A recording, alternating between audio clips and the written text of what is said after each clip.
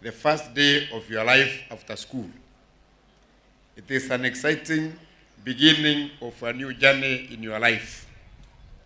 It is my hope and prayer that you enjoy the rest of your journey.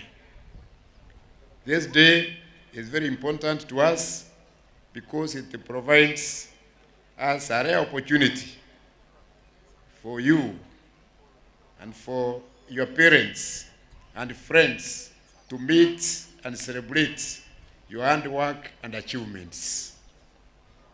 Allow me to commend the parents, the lecturers, and other staff of this university, and indeed, all those who have in one way or another contributed to the success of all those graduating today. As the Ubuntu philosophy teaches us, a person is a person through other people. Every person is who she or he is because of the efforts of others. No person, however mighty, no person, however bright, can succeed alone.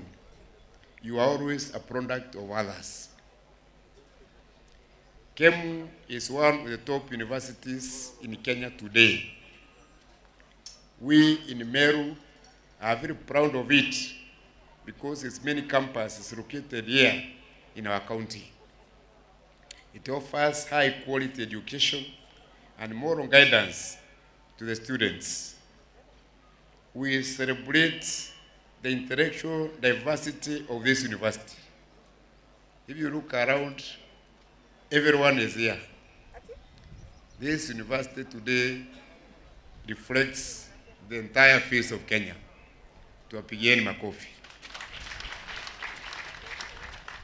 The university is a jewel in our county. We are going to take care of it. It is the only university in this region that is offering programs in medicine and health services. We congratulate and celebrate you. My government will work with the Kemu to improve education standards in this county. We want this county to be one of the counties with the highest number of professors, the highest number of doctors, and the highest number of top scholars. We intend to establish a Meru University Education Fund to support bright students to pursue higher degrees, especially in medicine, science, and engineering. We have plans to make the Meru Teaching and Referral Hospital a top teaching and referral university in a collaboration with this university. We want Kemu to produce highly qualified doctors and other professionals who will transform our society and indeed make Meru great. Mr. Chancellor, we all need to work together. We need to improve the learning infrastructure and academic environment in our schools. I was happy to meet Dr. Rendi Nzomo today. We are chatting about improving the standards of education in this county. My government will work with education officers and school boards of management to establish alumni association in our primary and secondary schools in order to encourage former students to give back to society. I would like to urge everyone here to go back to your primary schools, to go back to your secondary schools, and to help in improving the infrastructure and academic performance of those schools. That's one way of quickly giving back to our society and raising our academic standards. Personally, I don't believe that university education should merely be an accumulation and repetition of old stories and asking difficult, abstract questions. The university should produce men and women of wisdom who will challenge and change our society. The university should be a powerful tool for social transformation. While fulfilling our daily demands for skilled professional, managerial, and bureaucratic staff, the university should not lose focus of its core function in research and pursuit of knowledge. We have many unresolved problems, including health problems such as cancer, HIV, and AIDS, which have no cure. We are looking to our universities to assist us to get cure for especially cancer in Meru. We should not forget that no Kenyan has yet landed on the moon or indeed any other place in the outer space. Those are places we also want to go. A lot more are waiting to be discovered in sciences. The frontiers of knowledge need to be expanded, and this can only be done through university education. I also believe that the university should not be an ivory tower, cut off and alienated from the rest of our society. The university should be involved in our daily struggles, trying to liberate our people from persistent droughts, social misery, and poverty. The university should also not shy away from seeking answers to our seemingly unending political contradictions. Mr. Chancellor, ladies and gentlemen, Kemu is unique in its focus on Christianity and moral values. There has been too much excitement, especially in politics, about the digital platforms and processes. While the digital era generates a lot of data, we should not forget that at the end of the day, it is still the human being who will analyze that data. It is the human being who will determine whether that data is true or false. So our focus on technology should not blind us from the moral and ethical issues of our society, such as social injustice, economic deprivation, and the increasing dehumanization of our society. Mr. Chancellor, development is much more than roads, water pipes, and computers. It is also about values and human beings. So allow me to thank this university for producing professionals who are also human beings. Education, especially professional education, should not confer upon us with masks, artificial titles, and superiority complexes which alienate us and separate us from our people. The various degrees we are receiving today should help us to generate new ideas which will help our people to rise higher, to suffer less, and to enjoy life longer. As you go out the world today, I advise you to go out with a smile.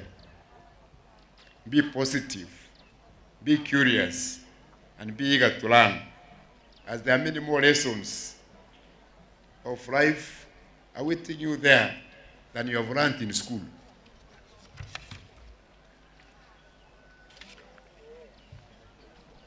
I would like you to see this graduation as a new starting point and a beginning of a new journey to a more promising, richer, and fulfilling life. Remember what the Roman nobleman Cassius told his friend Brutus in the Shakespeare's play Julius Caesar. And I quote, "The fault, dear Brutus, is not in our stars, but in ourselves, that we are underlings." Chancellor, ladies and gentlemen, this country of ours has become the theater of the absurd. Time has come for us to stop the prolonged emotional campaign as it threatens to tear this country apart. The rivalry legal debates that we are watching daily on our TVs, and I'm a lawyer, I'm following them, they are no longer about legal correctness or about what is right or wrong. They are simply about us and them. It's as simple as that. So when other countries are building roads and bridges, Kenya is still debating about its election date. I think it's time for us to move on for the sake of this country.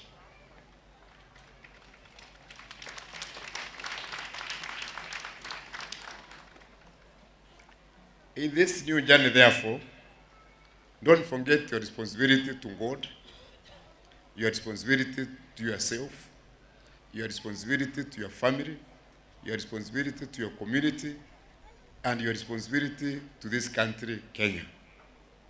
You will not succeed if Kenya burns. As I conclude, allow me to thank you most sincerely, our beloved presiding Bishop Joseph Mtumbura, the Chancellor of this university, the academic staff, and indeed all those who have worked tirelessly to make this very colorful function such a great success. I like your love for politicians. That's why I feel at home today. We shall be forever grateful to you for this great institution. Once again, to our graduates, congratulations, and God bless you all. I thank you.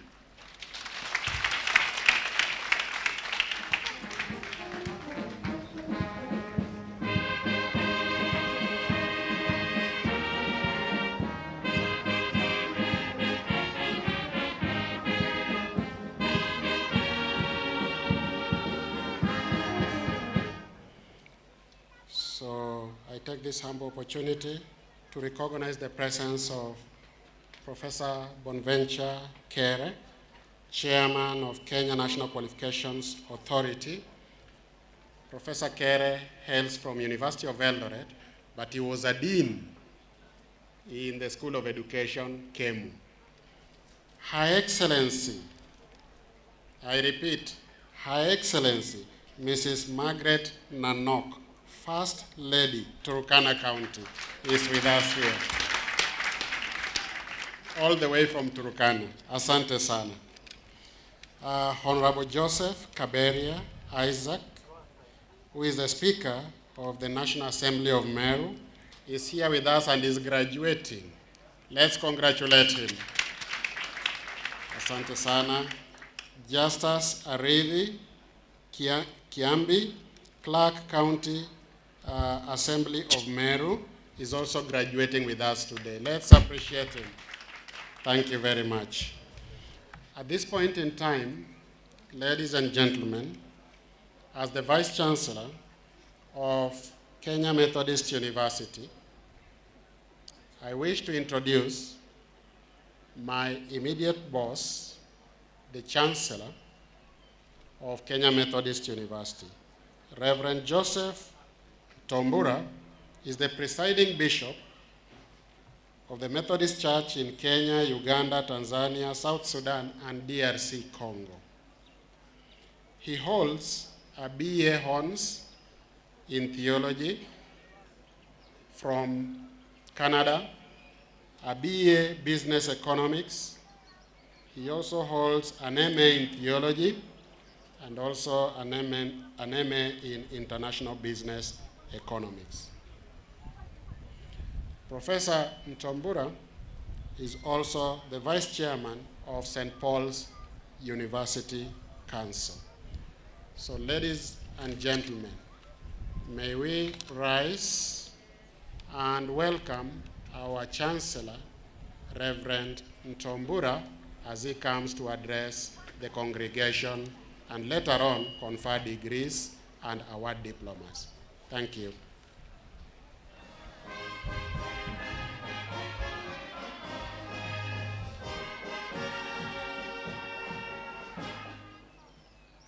Our chief guest, the Governor of Meru County, His Excellency Honorable Kiraitu Murungi, the Board of Trustees, members of University Council, bishops, and the members of the Kilanji present, chancellors of sister universities, vice chancellors of sister universities. I also want to recognize His Excellency Governor Waititu, who is among our graduates, a great honor to us.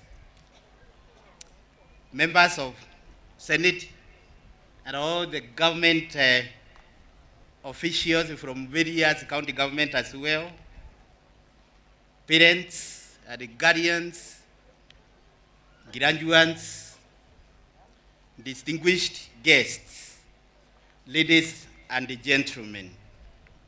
Good morning, everybody. I'm delighted to be part of this auspicious occasion of the 17th graduation ceremony of Kenya Methodist University. I wish to join both the Vice Chancellor and the Chairman of the University Council to sincerely welcome you all to Kemu and to this momentous event. Before I proceed, I also wish to bring greetings from the entire Methodist Church in Kenya during this important occasion in our academic calendar.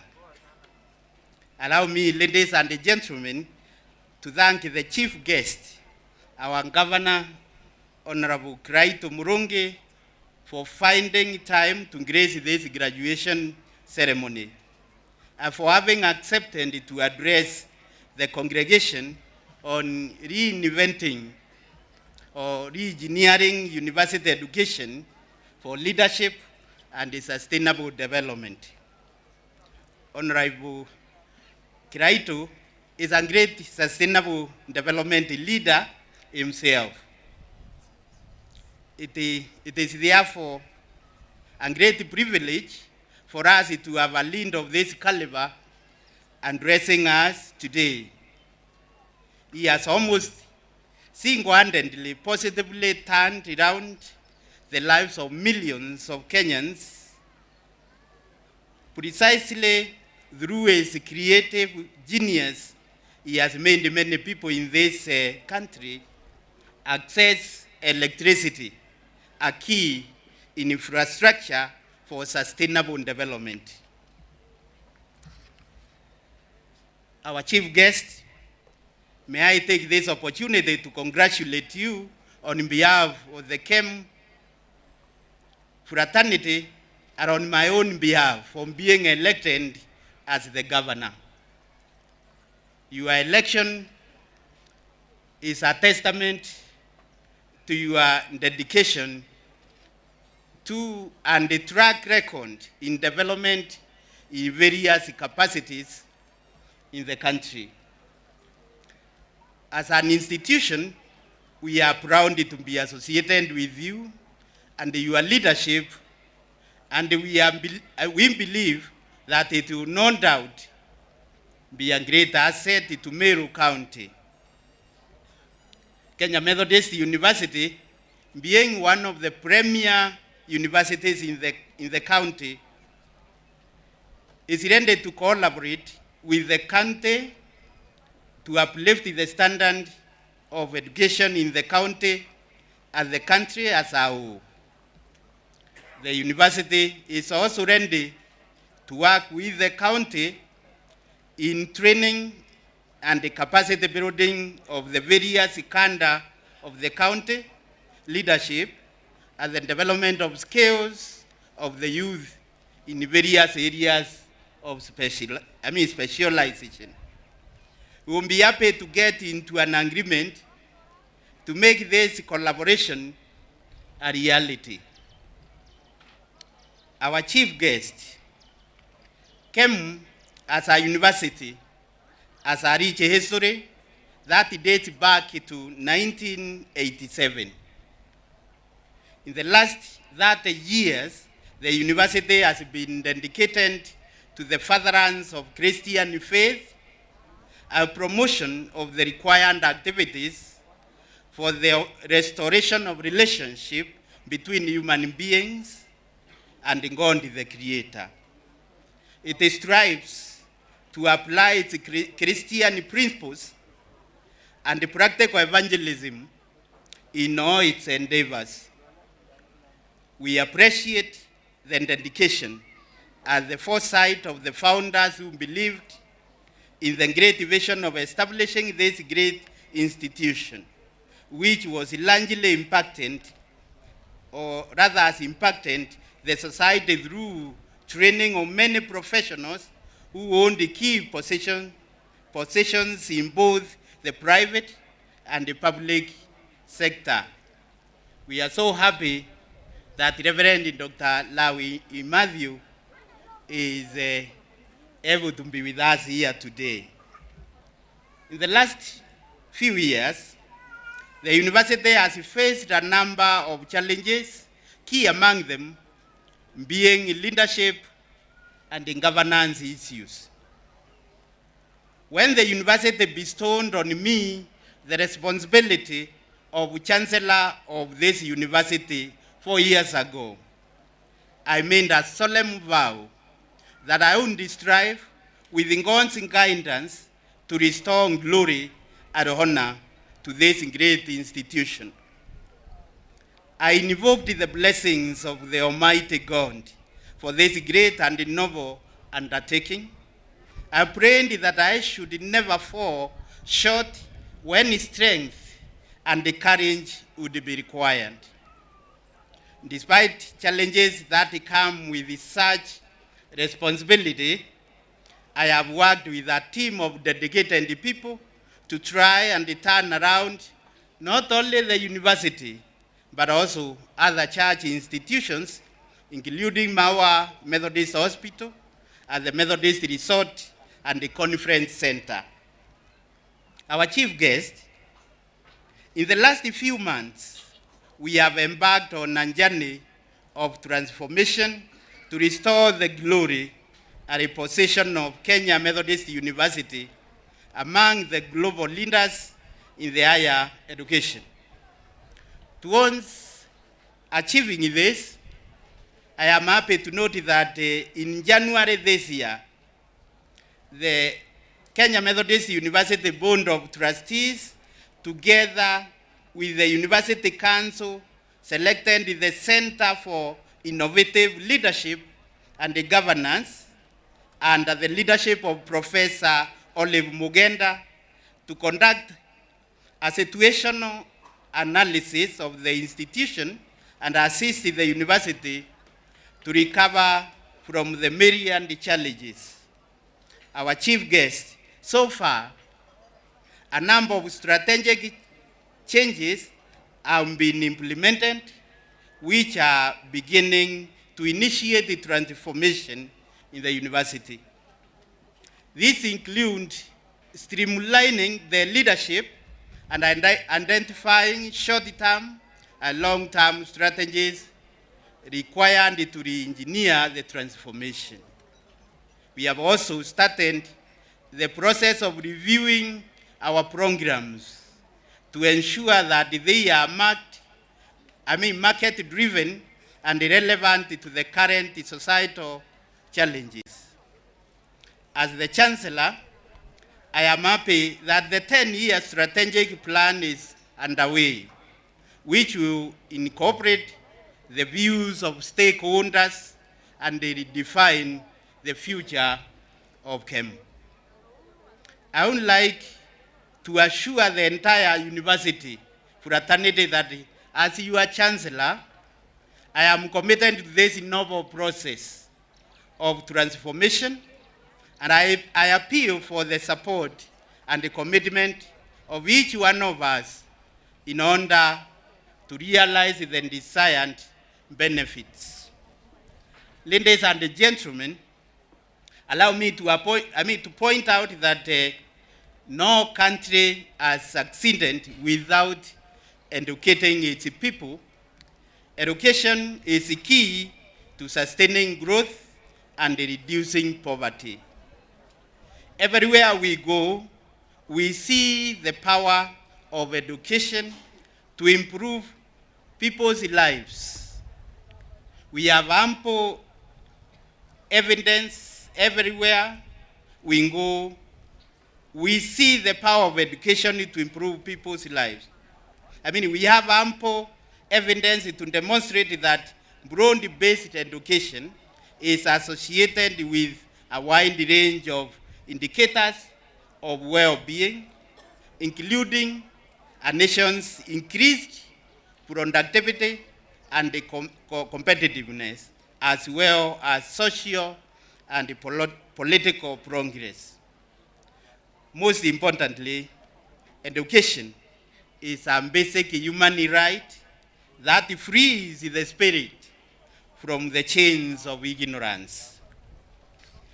Ladies and gentlemen, what is being highlighted today is the way there is disconnect between the needs of the society and the relevance of university education. In spite of a number of sustainable development initiatives and an increasing number of universities becoming engaged with the sustainable development, most higher education institutions continue to be traditional and they rely upon Newtonian and the Cartesian reductionist and the mechanistic paradigms. It thus means education for sustainability is explicitly missing in our universities. As a result, many universities are still lagging behind companies in helping societies become more sustainable. Our desire is to see Kemu system, including curricula, research, outreach, and engagement with the stakeholders, assessment and reporting take the lead on the concept of sustainable development. It is further to see Kemu doing more collaborating with other universities, fostering transdisciplinarity, making sustainable development an integral part of the institution framework, creating on-campus life experiences, and educating the educators. This is the future of Kemu and the university we want. In order to achieve this, university leaders and the staff must be empowered to catalyze and implement new paradigms and ensure that sustainable development is the golden thread throughout the entire university system. I am happy the Methodist Church is demonstrating a special collaboration with the government to provide this phenomenon through Kemu. May I, at this juncture, acknowledge the commitment and the leadership of the University Council and management in steering this institution to great levels of success. I too wish to acknowledge our partnership with Kemunda, which has been awarding full scholarships every year to many needy students in our university. I'm happy that Kemunda has also made a decision to start raising funds for infrastructure development. I wish also to commend the Cooperative Bank and the other institutions who have been faithful partners. We invite other organizations to join us in developing Kenya Methodist University. Ladies and gentlemen, the new leadership in BOT has worked diligently in providing oversight and policy direction, which has helped the university move in the right direction. The new University Council comprises of highly qualified and experienced academic and professionals in key areas, including finance, public and private service. Under the leadership of Dr. Charles Boy, the University Council has diligently guided and steered the university in overcoming major challenges and is determined to see the university transform into a globally competitive institution. I wish to thank our acting Vice Chancellor and all our dedicated professors, lecturers, students, and well-wishers for their continued support of the leadership of this university.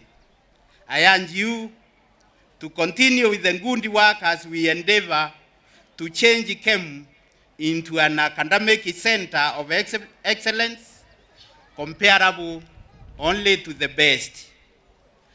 Ladies and gentlemen, we are gathered here to celebrate the effort, handwork, and excellence demonstrated by these young people who are graduating today. For this reason, I congratulate all graduates who have qualified for the conferment of degrees and award of various diplomas and the certificates of the Kenya Methodist University. It is no doubt that your great sacrifice, dedication, and discipline have allowed you to accomplish this personal goal. I urge you to be great Kemu alumni by using your talents and education to serve God, your community, and your country with dedication, honesty, and hard work. I encourage you strive to distinguish yourselves from the rest through your commitment to duty, innovation, and creativity in whatever tasks you set out to do. Our beloved graduates, after years of hard work in your studies, today you don the academic gown and are hood as a testimony to having fulfilled the requirements for this scholarly achievement and justified all we looked for when calling you to the great commission of knowledge achievement. Today is the day to refresh in your hearts and minds the dream for a beautiful and a wonderful future. As a university, we are confident that the education you have received and the experiences you have earned prepared you both for gainful employment and the ability